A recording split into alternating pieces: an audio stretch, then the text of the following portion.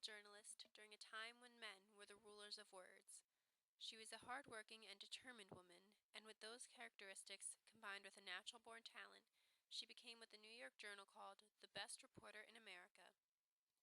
Bly was born Elizabeth Jane Cochran in Cochran Mills, Pennsylvania. Her family moved to Pittsburgh after her mother's divorce from her second husband.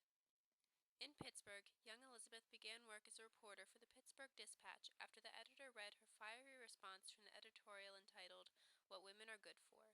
It was then that Elizabeth Jane Cochran assumed the pen name Nellie Bly.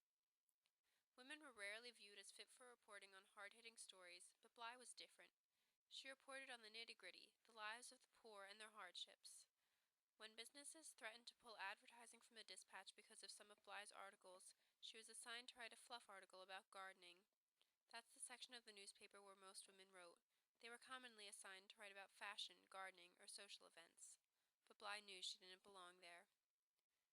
She took a 6-month sabbatical to Mexico, where a few vacation stories turned into a critique of the Mexican government. After being threatened with prison, Bly returned to America and published a collection of her articles in the book, 6 Months in Mexico. Later, she applied for a reporting job with the New York World. Joseph Pulitzer admired her spunk so much, he gave her an undercover assignment. She was to fake insanity to investigate the women's lunatic asylum on Blackwell's Island.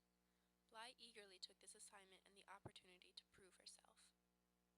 She faked insanity at a boarding house, and the court psychologist deemed her positively demented, a hopeless case, and pretty crazy. Bly was transported to Blackwell's Island the following day. There, Bly was able to experience firsthand the torturous conditions of the asylum. Some patients who were considered dangerous were tied together with ropes. The food was gruel and moldy bread. Waste was piled in every area, including eating areas. The air was cold and the patients were made to sit on benches for hours at a time. Rats crawled around everywhere. The nurses were abusive to the patients, pouring cold water on their heads, beating them, and screaming at them. One of the most terrifying things about the asylum was that it was filled with completely sane people. Bly recalls meeting a sane woman on her first day there who had been committed due to a misunderstanding. 5 days later, this woman was just as crazy as the rest. Bly herself stayed in the asylum for 10 days. Just as she was starting to worry she may never get out, Joseph Pulitzer and the people from the court came to bail her out. A series of articles were published in the New York World and later compiled in the book 10 Days in a Madhouse. The grand jury launched an investigation into the asylum. Bly was invited on one of the visits in which they reviewed the change Blackwell's Island had made. The obnoxious, abusive nurses were gone. The patients were not tied up and were somewhat comfortable. The rats and waste were gone. The food was better and healthier, and only actually mentally insane people were committed there. Bly's article sparked investigations into numerous insane asylums across the country.